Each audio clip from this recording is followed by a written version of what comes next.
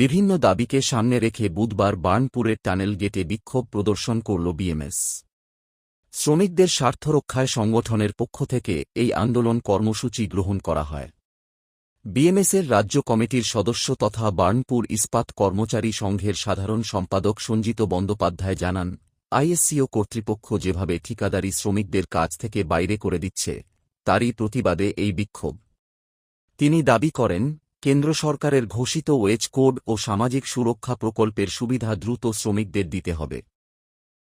তিনি আরও অভিযোগ করেন, শুধু অস্থায়ী শ্রমিক নয়, স্থায়ী কর্মীদের আবাসনের অবস্থাও অত্যন্ত খারাপ হলেও আইএসপি কর্তৃপক্ষ এ বিষয়ে কোনো নজর দিচ্ছে না।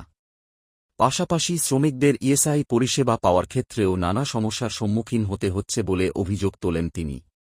তার দাবি, শ্রমিকদের রাতভর লাইনে দাঁড়িয়ে থাকতে হলেও অনেক সময় তারা ইএসআই এর সুবিধা থেকে বঞ্চিত হচ্ছেন। এই সমস্ত সমস্যার দ্রুত সমাধানের দাবিতে এদিন বিক্ষোভে সরব হন বিএমএস কর্মী ও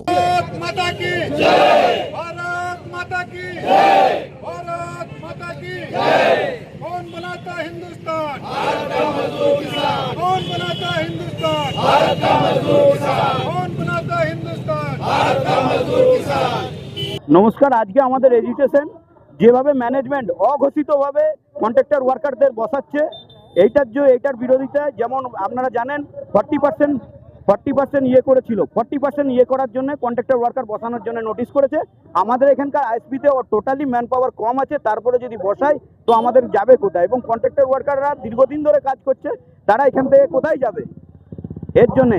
আর তাছাড়াও আমাদের যেটা ভারত সরকার যে লাগু করেছে ওয়েজ কোড এবং সোশ্যাল সিকিউরিটি কোড, এটার জন্য লাগু করার জন্য, যাতে ওয়েজ কোড হলে আমাদের এখানকার ওয়ার্কারদের ওয়েজটা অনেক বেশি বেড়ে যাবে, এবং সোশ্যাল সিকিউরিটি কোডও যেটা চালু করেছে তার জন্য আমাদের যেটা 8 তারিখে নোটিফিকেশন হয়েছে আইআর কোড 2020 এর জন্য লাগু করার জন্য।